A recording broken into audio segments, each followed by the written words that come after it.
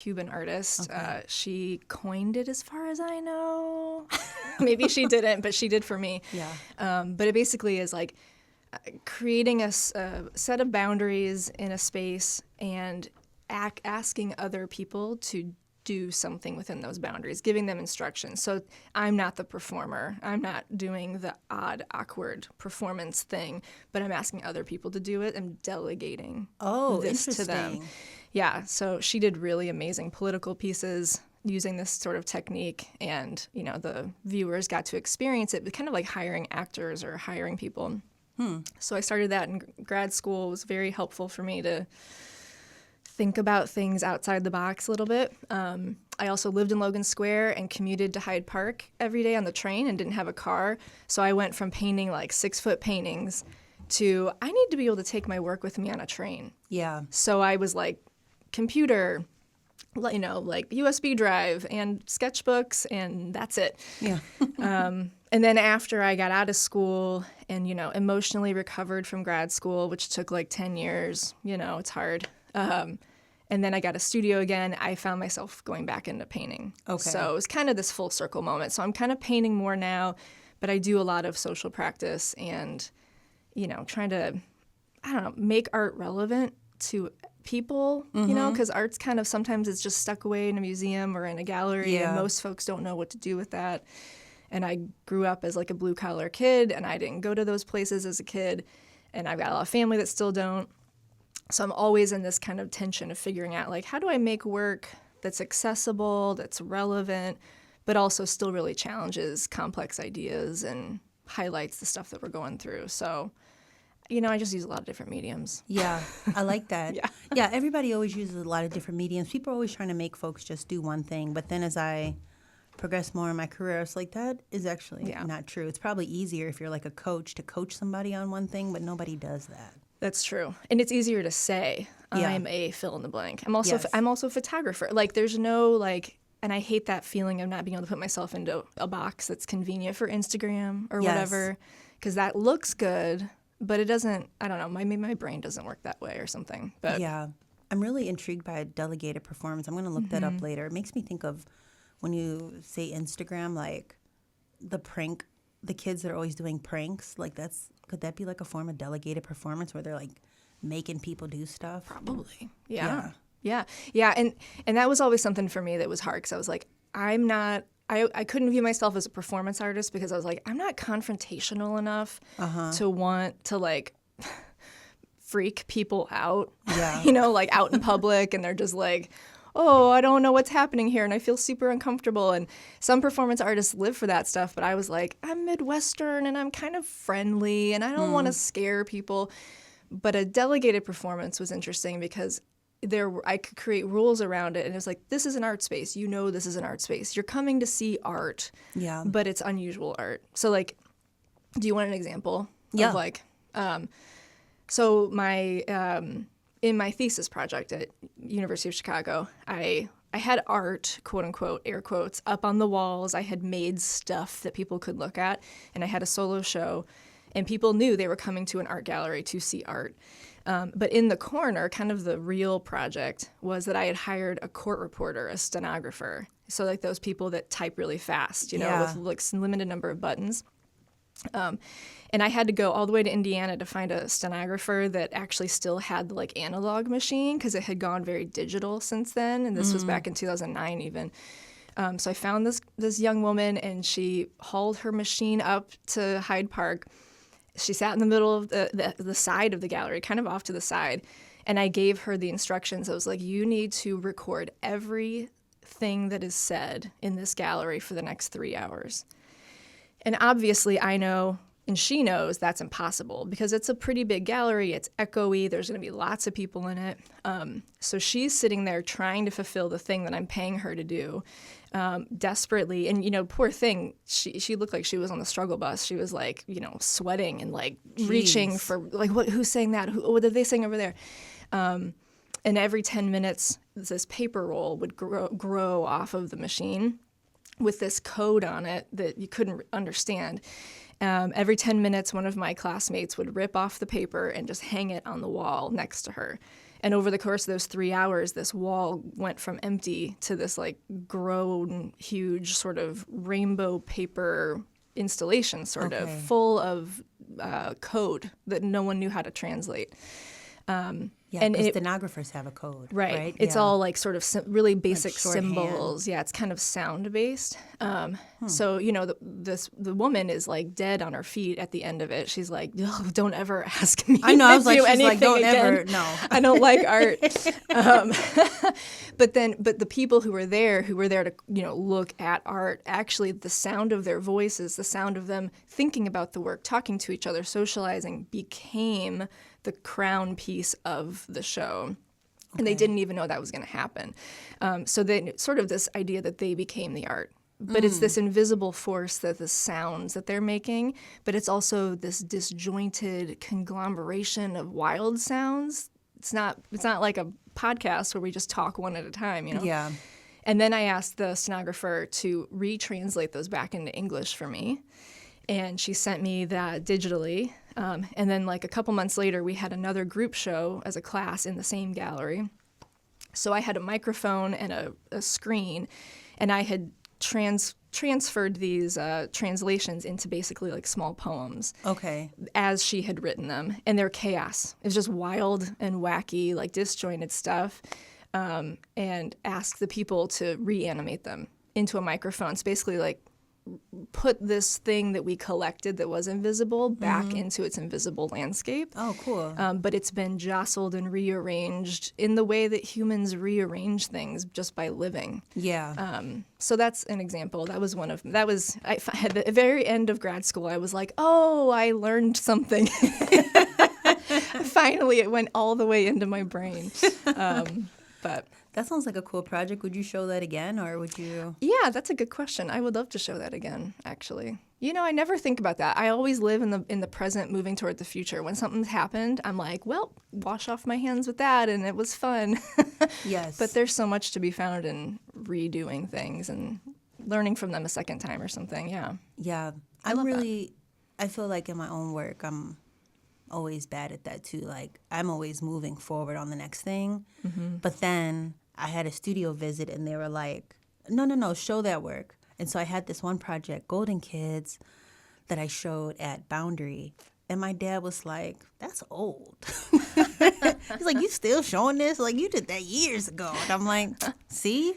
Well, yeah, there's like a voice inside our heads that's like, well, if you're showing old stuff, it means you're not making new stuff. Yeah. As though somehow the old stuff isn't still relevant or can't be valid again in new times, Yeah. I know. It's like, show the stuff all the time, forever. And we made it. Don't put it in the closet. Right. I'm literally pulling stuff out of my closet right now. I'm like spring cleaning mode. Mm-hmm. And I'm just like, oh, it's fun to look at how far I've come and how not far. Like, oh, this piece is similar to the piece I'm making right now. Yeah, I'm still the same person. Yeah. But yeah, I can't hold on to this stuff forever. That's also like when people ask you to put dates on work. And it's like, I don't like to do that anymore. I had another studio visit where a lady's like, oh, this is like older works. And I'm like, yes, but I'm showing it to you because you like portraits. So I'm showing you like portraits, all the portraits that I have. Yeah. That's a good point. So I'm like, you know what? Next time, I'm not putting dates on there. She would I only might know stop that doing because that I too. had the dates on there. Yeah. I didn't like that. So I'm like, I might stop doing that too. I feel that way about my older work. I look at it and go, oh, I made that in 2022. Bull. yeah. I'm like, that wasn't that long ago. But that's psychologically, yeah, that could be a good tool. I like know. that. I'm like, I was like, if I wouldn't have put that there, she wouldn't even comment it on. Now she thinks I haven't been doing anything, and I have. Why do we always have to prove that we're working? Yeah. It's a hustle. I don't like that. I don't either. How do we stop it? I don't know. I think we have to stop it. Yeah. We have to just... Like right now. But it is helpful to have other people that agree. Yes. Because if there's just one person out there being like, blah, blah, blah, then you feel like you're the lone weirdo, and it's just a system that works for everyone else. Mm-hmm. But if more than one person's like, no, this is crazy, then you're like, yeah, maybe we should all stop doing this. I'm empowered. And also, like, folks with older work, it's like a lot of people's work I haven't seen. Like, I've never seen your photography or this art project, so it would be new to me, the work you're exploring. I like that. Let's do it. All right. It's a starting movement right now. Listeners, Stop Charlie. Stop putting dates on your stuff. Yeah. Well, so you've been working on your podcast. And, I'm a part of this other, podcast collective called Feminist Podcasters Collective. And I've been, I've been, a part of podcasting, right? Like, getting in the podcasting world. And it made me think I should start an artist with podcast collective because there's a bunch of artists with podcasts. It's a popular thing to do. It makes me feel sad how popular it is because I just jumped on the ship. But I'm just not going to think about that. It's fine. We need more good content out there. Yeah. What made you start your podcast? Yeah, that's a good question. So the very far backstory is that I have this amazing husband who is a gift giver, and he gets me gifts years before I actually want them. But he knows me so well that he sees the trajectory of where I'm going, and he's like, I have a feeling you're gonna need some really good mics and some sound balancing tools for your future. Wow. I know. And so he gives me these gifts, and I'm like, thanks, babe. I don't need this or want this, but okay. And then I just have it. And then because he knows me, he's like, oh, those wheels are going to start turning. I see her. She wants to talk. She's got things to say. So he's my number one encourager, advocate, person who's on my back, just pushing me forward a little bit when I don't want to go. But then, over a couple of years of having these mics, not doing anything with them, I was just growing. I was like, I'm an external processor. I'm sitting in a studio by myself, trying to convince myself that I'm an artist. And I'm not doing a great job at it because I'm just constantly in an existential crisis forever. And, I have 2 kids, so I had this big chunk of 10 years where I was making very little work because I was the primary stay-at-home parent with them.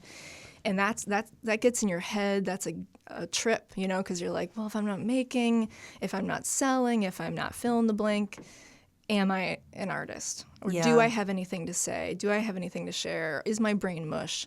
And at some point, finally got enough traction. My kids were a little older. I had my studio, was working again, but I couldn't get my ideas to connect in my brain because I was like, what am I going to stand in my studio and talk out loud?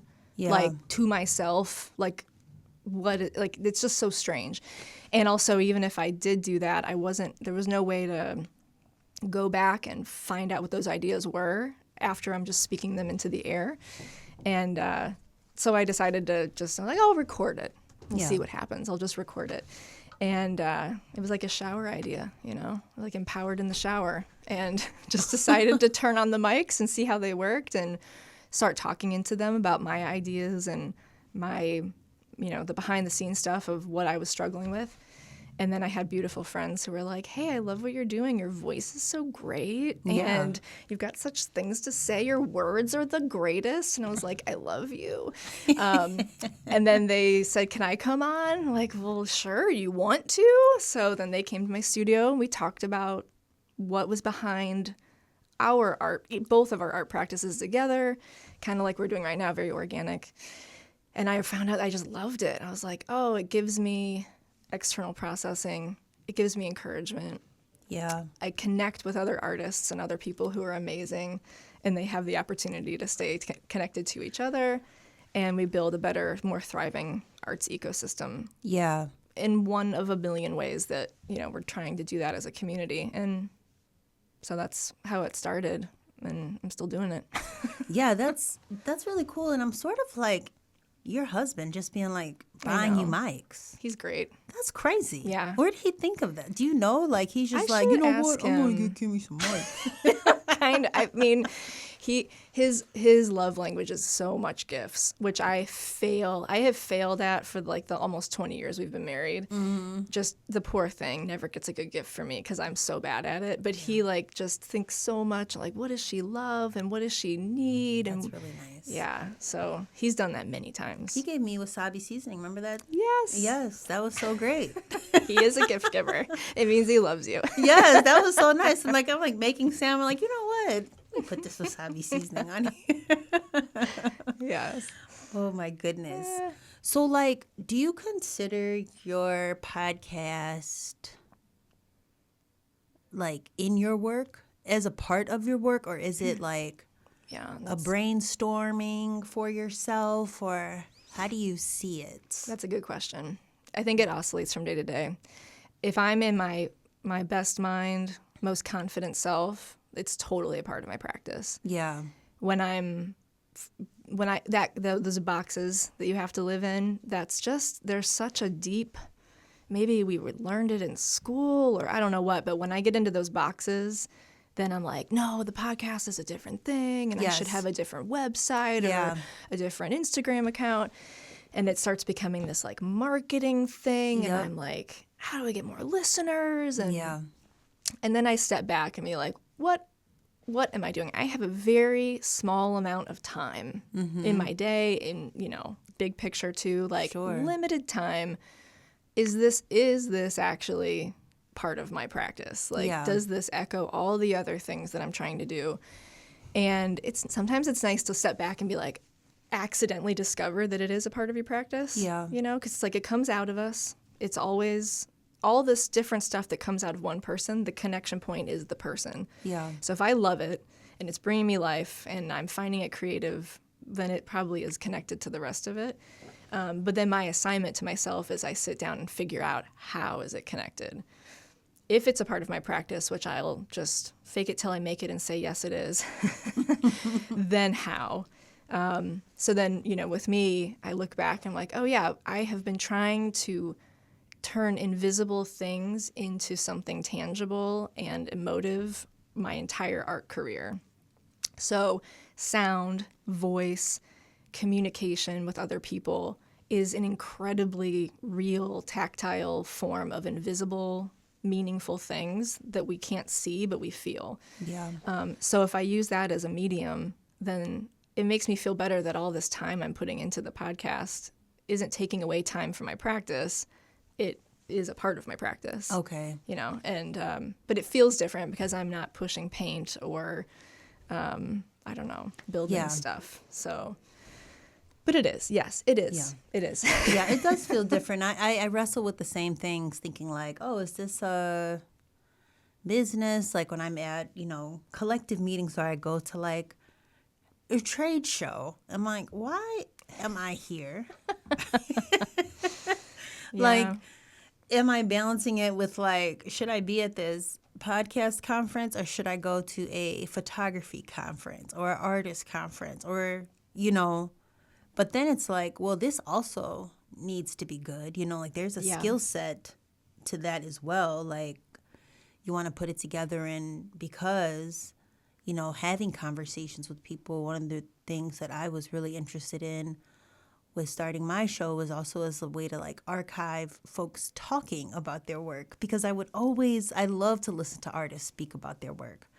And, I might look up, Kimmy Noonen and not see anything. Even though I've been to your work, even I might have been to your show, I might not be able to hear how you speak. But now there is going to be a way, like through your own show, but also like through mine. So it's like I'm always looking for, where I'm talking to people. And it's like, no, I do need to have these skills, because there's people who might not have podcasts or microphones, and you have to bring folks in through, teaching them how to work with the equipment and work with the mic and get a good recording. So it's like, no, I do actually need time. There's a craftsmanship to any kind of thing we create. And I spend a lot of time on my show because I want it to be good. And I feel like that's also consistent with how I feel about all the other forms I do. I'm like, I'm not satisfied with only knowing 2 inches of how to do something. I want to know how to do it. Yeah. But I also learn on the job always. Like, I'm like, oh, I want to make pottery. I don't know how to do that. And, then you start making pottery all the time, whatever. That's an example. Right. I'm not making pottery. Don't need to start yet. Yeah. But I feel like even to somebody listening, I feel like they can relate, where if you're doing something and you're like, this isn't what I want to necessarily be known for or, focused on, I'd rather this work, just figuring out that balance. Because I'll have folks, you know, say, oh, Stephanie, you're working so hard. I'm like, I'm not. I haven't made like any real images. You know, I'm like playing with these ideas, but I have been putting out shows or coming here.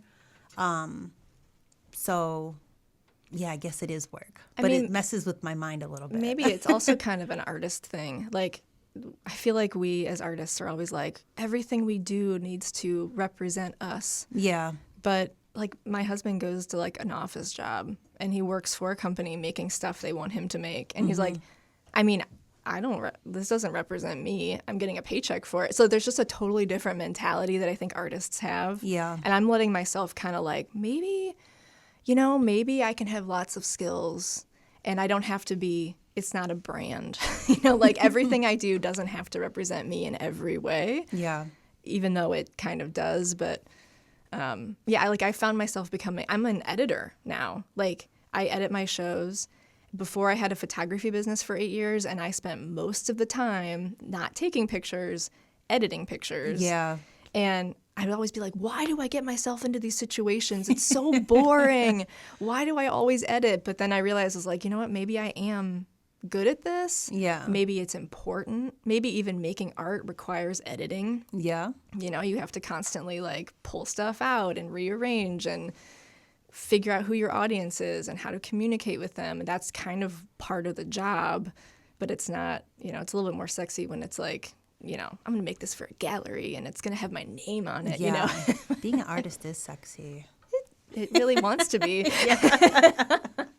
Until it's like paperwork time. Yeah. The admin stuff. I don't like that. No, I do not like that at all. I do not like the marketing stuff at all. I do not like it at all. Yeah. That's another thing.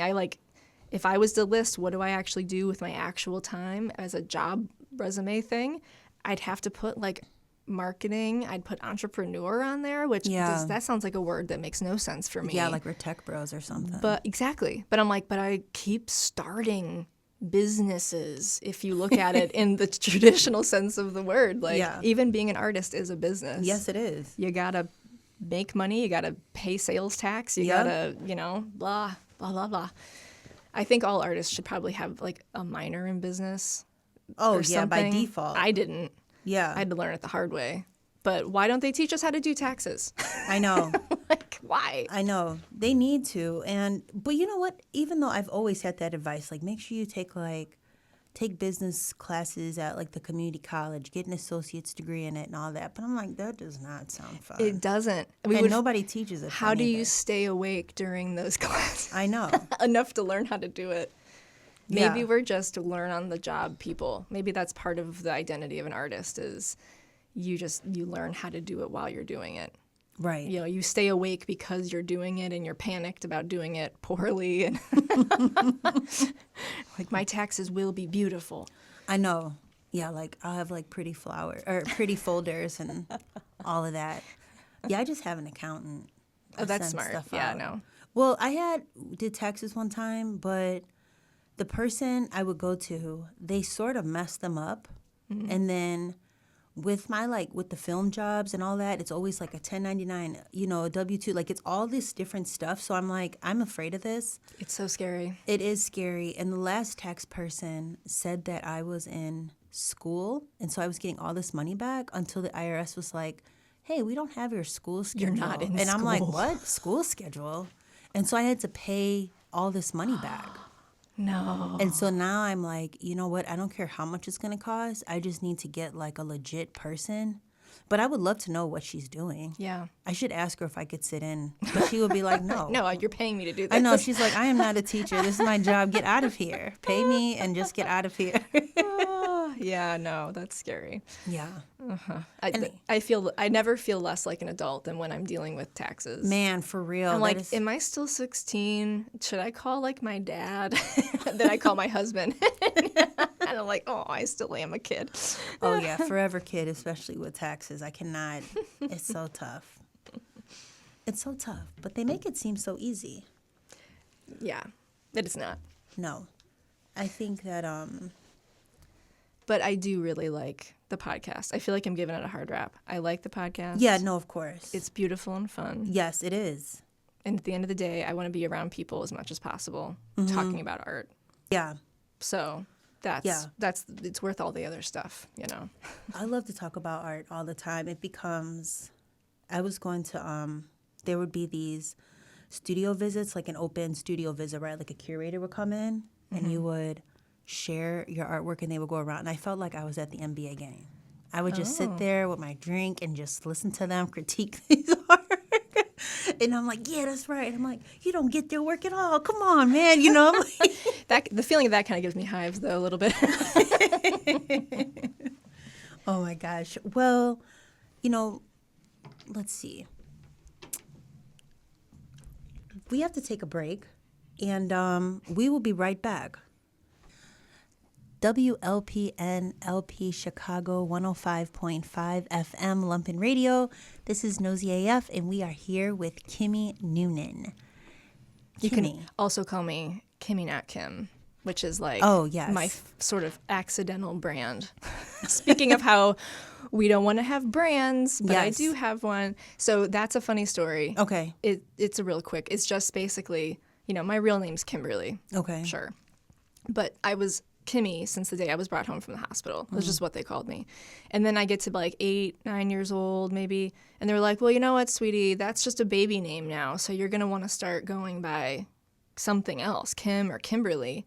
And I was like, I'm sorry, what? Like, how do you get to just change my name like that? So then I went through a phase where I tried out Kimberly and I tried out Kim. And I was just like, I don't like these. These don't fit me. No offense to the Kims and Kimberlys in the world. I have many friends who are wonderful people, but it's not my name, you know? And so I came to my parents and I did a whole presentation. I was like, okay, from now on, you're going to call me Kimmy. This is my name. And they all were like, oh, ha, ha, ha, ha, ha, you know, so cute, little button. And I was like, whatever. Like, you know, that personality type. It's like, tell me I can't and I'll show you. Yeah. So then I was like, my goal in life is to be Grandma Kimmy, and you're all going to rue the day that you didn't think I was going to follow through on this. So I've been this adult named Kimmy now for all these years, and every time I introduce myself at a party or at a professional thing, it's usually like middle-aged white guys insist on just, oh, Kim. They just always cut it down to Kim, and it's like, how do you be a Midwesterner who's super polite? And also, like, not very confrontational, but just be like, no, for real. Like, when I tell you my name, like, I want you to call me that. It's why I said it. Right. So I didn't know how to do that. And I finally decided to make a joke out of it because that's how I make light of things. I joke stuff. So it's like, no, it's like Kimmy, not Kim. Like, and it stuck. And then it became my website, kimmynotkim.com. It kind of just rolls off the tongue. Yes. And then Instagram, and then it just kept happening. And then when I came for time for naming my podcast, I was like, I should come up with something, you know, half of the job of an artist is to title things. I can do this. And I just kept like, if I wait to title this show, I'll never make it. Because I kept just in my head. So I was like, you know what, working title, Kimmy Not Kim podcast. We'll just call it that. I like it. And it just never changed. So it's my fun way now of saying, please call me Kimmy, not Kim. Yes. You're nicer than me. I would just not respond. I would be like, if you don't call me Kimmy, I'm just not going to respond to you. I know. I would just go about the party not responding. I'm so too nice for that. I'm way too polite. Yeah. So this is my passive-aggressive way of being polite still. I love titling things. I feel like I can't get started on something unless there is a title. Even if I end up changing it before I get started, it needs to like be the container of what it's a helpful how box. I move forward. Yeah. I tell people a lot like this myth that creativity is this boundless, boundaryless, you know, thing is like, no, that's so awful. Like, don't give people unlimited options.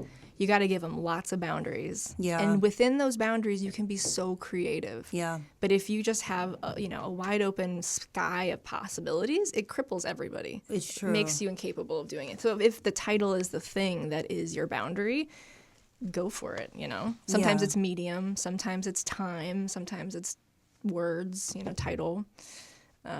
Yeah.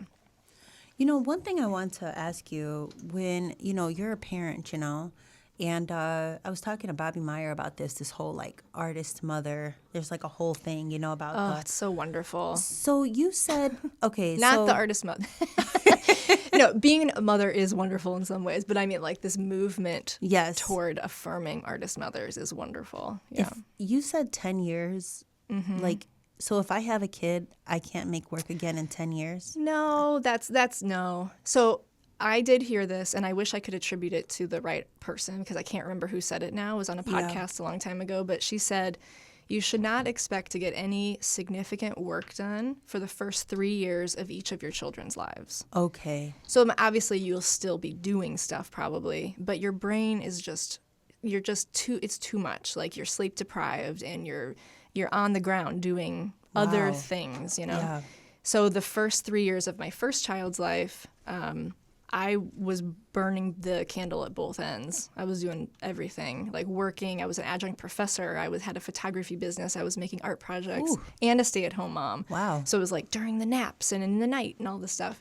And it was overwhelming. Yeah, it sounds exhausting. It was horrible. Like, I don't know personality, learning opportunity. But then when my youngest was 4, then we had another child. Okay. So then that starts the clock again, another 3 years. Mm-hmm. So when you add all that up together, we had 2 kids. You're looking at 7 years. And then just so happened that when my second was 3, I enrolled her in like pre-K. Right. We're like, I got 3 hours twice a week or something. This is going to be great. Then the pandemic hit and shut the whole world down. Oh, wow. So then we were back at home living all in, with each other and stuff. So then that was another like year to 2 years of just kidding. But I was actually pretty creative during that time and pretty active. But so 10 years is an exaggeration for like the typical, but I would say that advice is accurate. Yeah. 3 years for each kid. Okay. You're just not with it. Yeah. Yeah. Wow. And you're learning things about yourself, which inform your practice. And I also tell people who are becoming parents for the first time who are artists, it's like, don't rush that process too much, because it's that same thing about like the shoulds, like I should date my work or I should this and that. It's like you're gonna go through kind of the fire and brimstone of being a human, and then you're going to come out of it and you're going to have learned so many new things about your capacity, love, your endurance, like what matters most to you. And if you really let that be kind of like a weird grad school experience for 3 years where you're just all in it, when you come out, the work will actually be richer, stronger, more potent than it was before. But when you're fighting against it for all that time, you're just frustrated and it's hard to produce anything. Yeah, it's sort of making me anxious listening to you. I'm sorry. I do have that presence sometimes. I make people anxious. I'm like, wow, that seems like a lot. But that's actually a really good tip, though, because I've never heard anybody say that. Like, 3 years, give yourself. Just obviously, you'll still keep living and doing stuff, sure. But the brain doesn't quite work the same way it did before you have kids. Yeah. Once they're around. So do you think you like your work now, like now that you've had your 10 years of parenting as residency or as grad school? Yeah, mom school, parent school. I do. I like my work a lot better.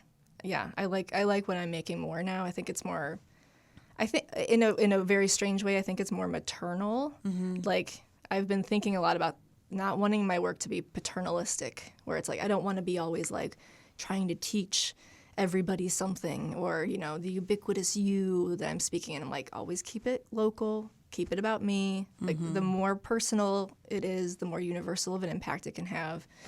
But there is something about being maternal toward the work and toward the materials, toward the ideas that I'm working with, where it's like there's compassion, there's slowness, there's love in it.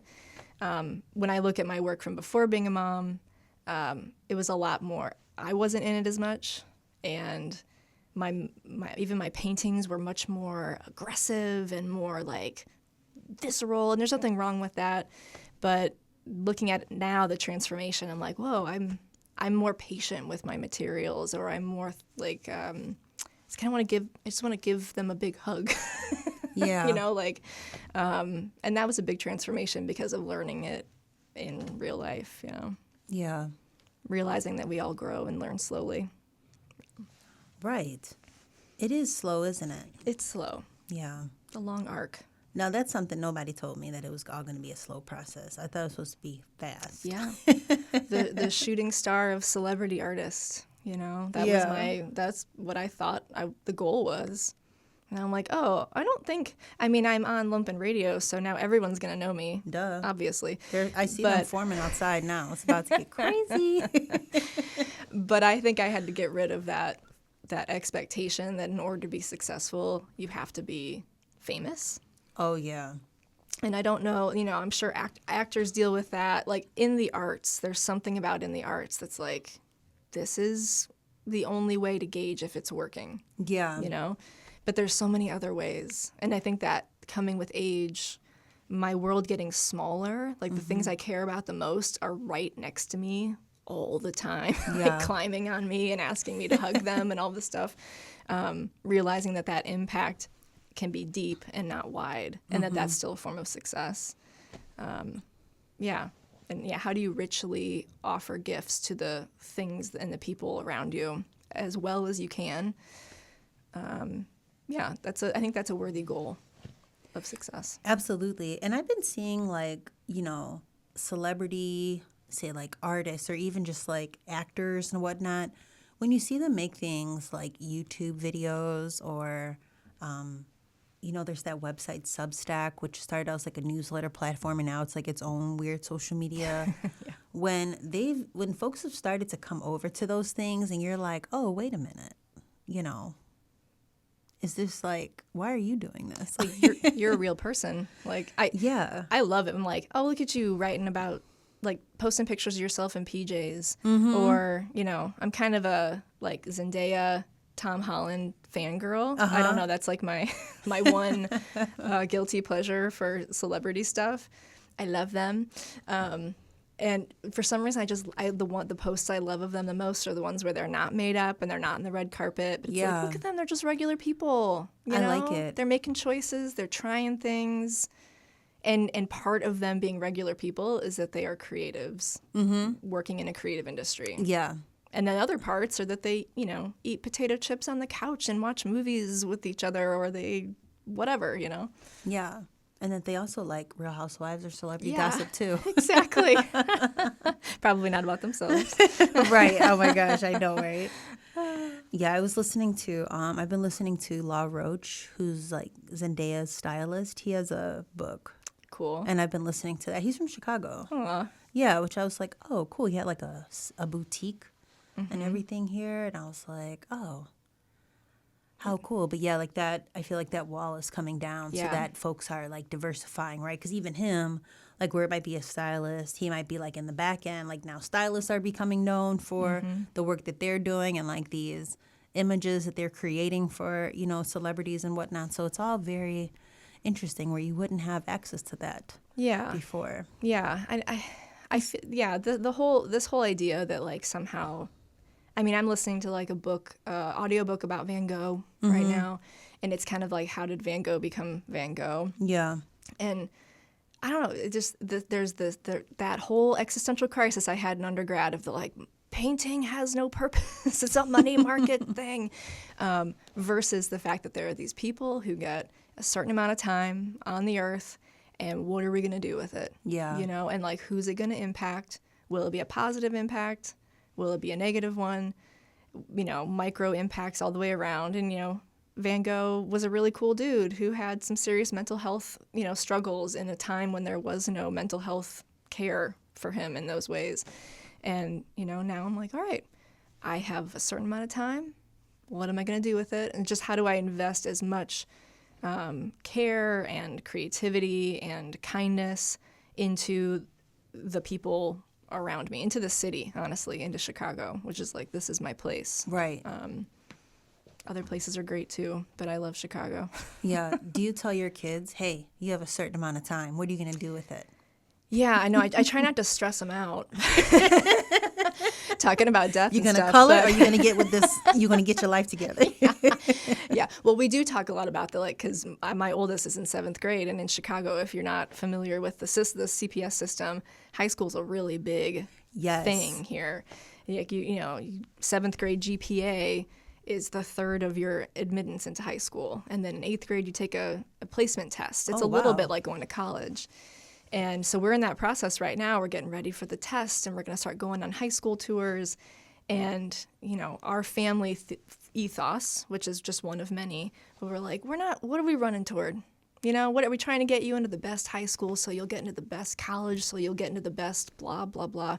And then what are you going to do? Just like work yourself to the bone, Yeah. and be. So you can do all of those things. You can go to the best of the best, but are you going like richly present in your body and in your world? Are you going for a purpose that's bigger than yourself? Are you going with an idea that is exciting and that you really want to live into? Like, those are the questions that's like, we only have a little bit of time. Let's not worry about making as much money as possible. Let's worry about living as deeply as possible, or, I think it's just one philosophy of many, but obviously money is important, i.e. the taxes conversation from before. Right. Have to hold them both in tension, just open-handed. But the high schools are free, right? They're free. Yeah, most of them are. There's private ones that you have to pay for, but they're free. So, yeah, like if you want to, like Lane Tech, that's the school my kiddo wants to go to. Right, that seems the one that everybody wants to go to. There's like over 4,000 students at Lane Tech. I've seen the school. Bigger than my college was, Yeah, I don't have kids, so I don't have like really like a barrier to like what, but I worked in a commercial where we shot at Lane Tech, and I was like, whoa, this is huge. This is for kids. Yeah. All of our relatives all live in Ohio, so like whenever we explain this to them, they're like, what? Like you, in most school systems in the United States, you just go to the school that you live in. That's what I did, yeah. And I was like, well, here, you have to pick your top 25 high schools to pick from. That's what you can apply to. And they were like, top 25? How many high schools are there? And I was like, there's like 160 or something like that. And like, it's just, there's a lot, It's a big city. We live in a huge, huge city. I think sometimes I forget that because it's sort of a neighborhood feeling city, and we all kind of get to know each other in some random way in some different circles.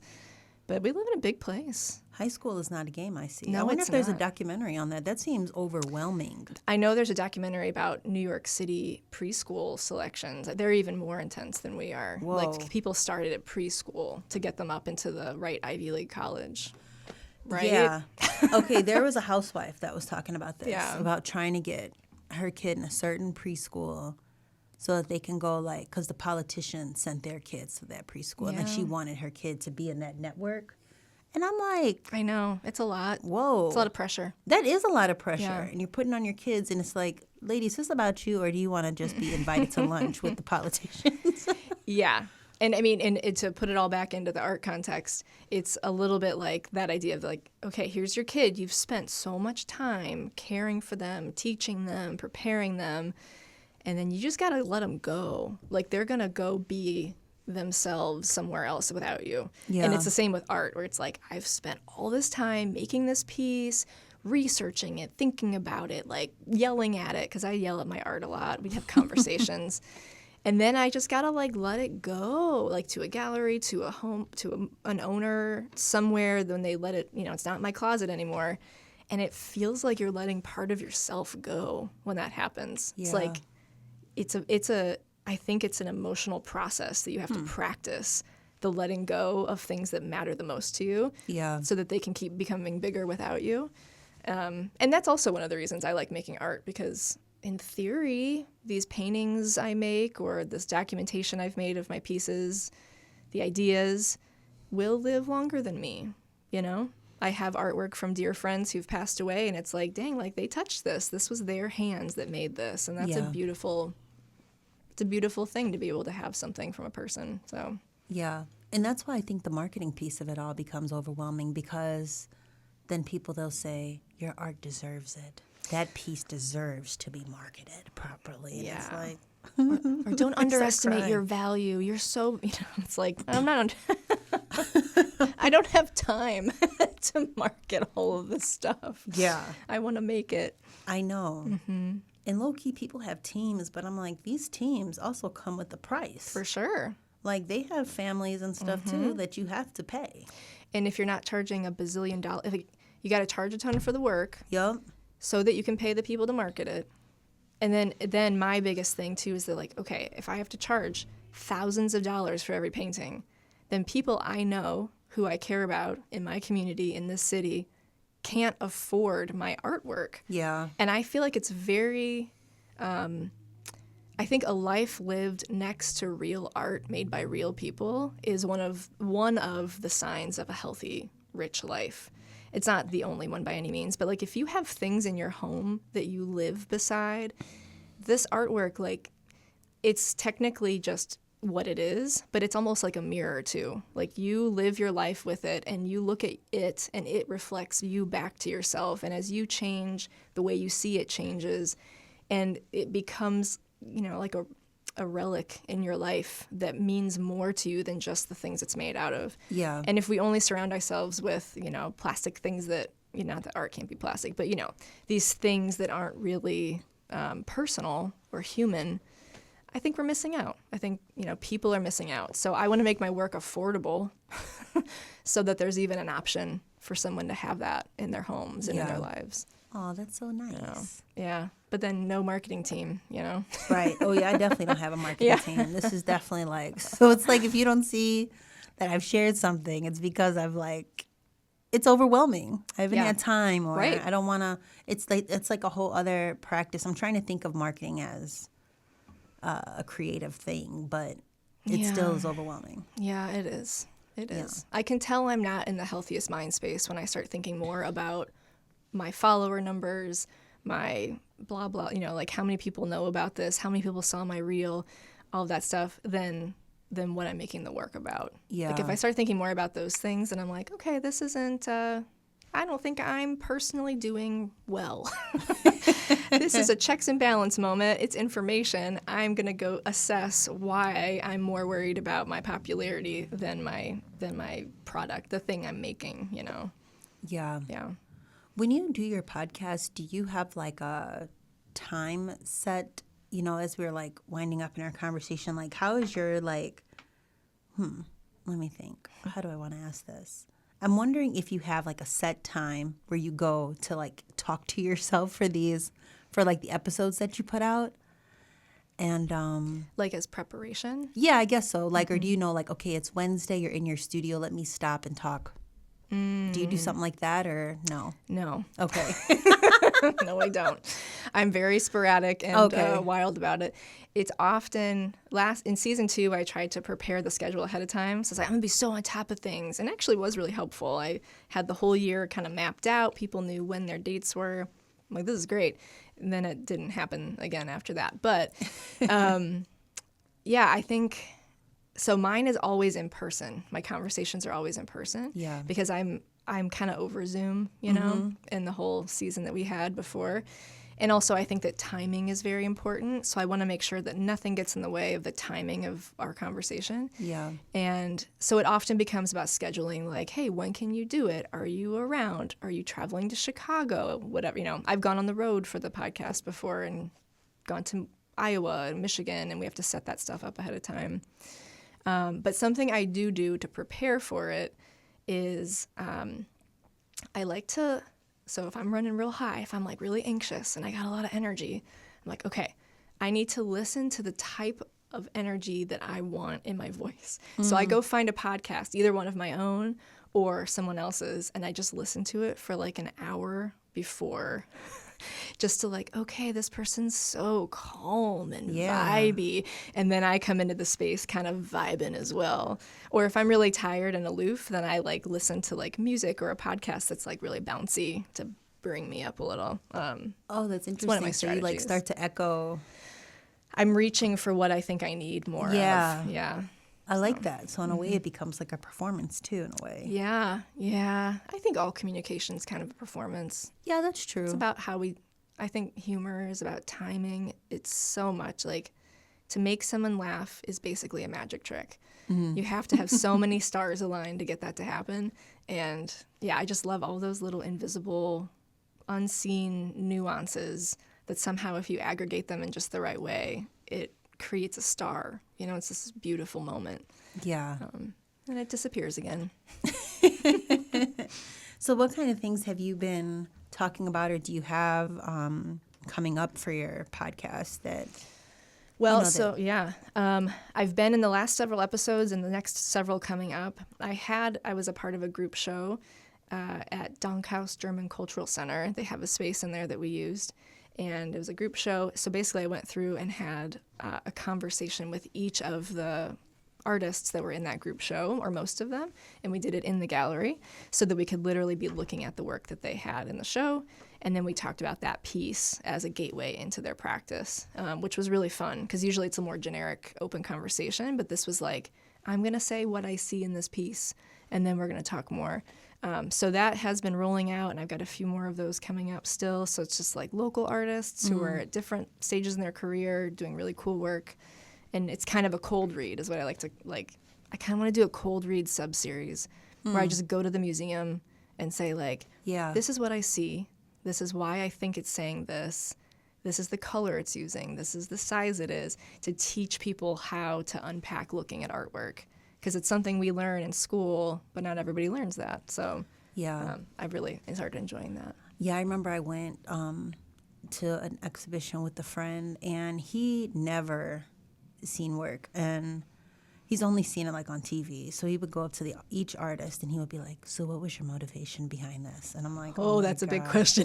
I know, but he just got it from watching TV or whatever. It's an honest question though, you know? Yeah, but I feel like his face, he's like just copying what he saw, and it's like, he didn't have to do all that. You know, it's just so funny. So, like, each and every person, they would just be, you could see each artist just taking back. Because it's like their face, like 8 o'clock at night, and you're walking with somebody who's like packing up, like, so what was your motivation behind this? That's and he's like saying it in a way, like shaking his head, like, so now you look like sort of rude, you know? Or like he thinks he really knows what he's talking about. Right. Ooh. And so then the artist will answer, like, and they're speaking art speak, right? Because he's approached them looking all like academic and collegiate about it, and he has no idea what they're saying, you know? And it's just... That's another one thing that I feel very strongly about is like, just be yourself, you know, like we don't have to impress each other. With like, there's this whole world of acting like we got to impress each other. But that's with my podcast and hopefully with my work, it's like, what if you just said like, I don't understand this. Can you tell me about it? Yeah. And then that gives, you know, the artist the opportunity to be like, oh, you're curious and you don't know much about academic art, so I'm not going to talk over your head. I'm going to meet you where you are. Yeah. Then you have a really meaningful, interesting conversation that actually makes an impact. Right. As opposed to all of us walking around pretending like we're big, fancy people who have all the words. And right. It's like, we whatever. certainly are not. No. And I'm always asking people to explain these big words. It's like, what do you mean? Like, I'm sorry, what do you mean by supercalifragilisticexpialidocious? Like, what? Oh, man, I used to, in grad school, man, oh, my goodness. I used to write down words on my folder, like, secretly when the professors would use them, because I was like, I have no idea what that. But you can't, like, look it up in class, so you just write it down, and I go home and I would just Google dozens of words every night, you know, like, what is physiognomy, and what, you know, and still I hear these words, and I'm a little bit triggered by them, but, and then one day I realized, I'm using these words too. No! Yeah. I've become... Well, I like your approach of, you know, how you're making work, how you said, you know, this is like work for... Not work for the blue-collar worker, but like your lens of how you're seeing that work. Yeah. See, that's me talking fancy. Through the lens. Through the lens. We all say lens. Oh, there's so many. That's a new lens. I say interesting. That's so interesting. Yeah. I say it all the time. You know, I mean, really at the end of the day, it's like, look at your work through your actual eyes instead of through what you think other people want to look at your work through. Because at my core, I am a blue-collar kid. Yeah. I'm the first kid in my family to go to college. I happened to go to upper level of school, and I felt lost the whole time. And I made it. I did great. But, you know, just, like, what does my work want from me? And then go forward. Like, try to be honest about that. Yeah. You know? Like, maybe blue-collar people will like my work more if I'm honest about the fact that I'm also a blue-collar person, you know, who happens to be living in another world now because of the place my life took me on. But... I love that. Well, if folks are interested Yeah. Where could they find all of this? Well, you could check out my website, kimmynotkim.com. And Kimmy is spelled Kimmy, which is my preferred spelling. And I'm also on Instagram at kimmynotkim. Those are probably the two most direct ways to find me. And send me a message. Follow the podcast, Kimmy Not Kim Podcast, on any platform where you get your listening delights. Leave a rating, follow along. I'd love to hear from you. Make me happy. Yes, I know she would love to hear from me because she's so nice. Oh, thanks. Thank you so much for talking with me. Oh, it was so today fun. on Lumpin' Radio. I love it. Yay, It's Lumpin'. been so nice. I'm so happy that we got to spend some time together. It was really nice. And I'm in a real life studio. I know, right? It's so cool. We're so official. It's a little different than recording in my art studio. For sure. All right, bye. Bye. In your business, all up in your business, all up in your business, all up in your business, all up in your all up in your all up in your business. Ooh, she's so nosy. Ooh, she's so nosy. Ooh, she's so nosy. Ooh, she's so nosy. All up in your business, all up in your business, all up in your business, all up in your business.